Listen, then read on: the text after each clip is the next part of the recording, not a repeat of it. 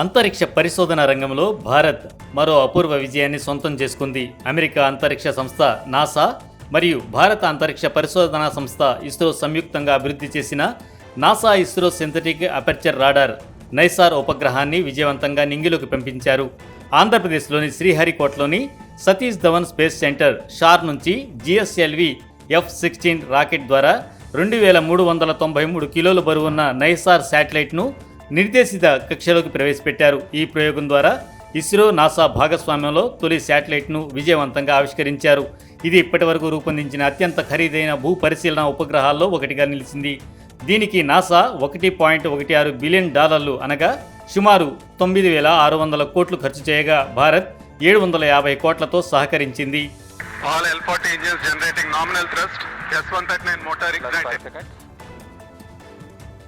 That's a magnificent.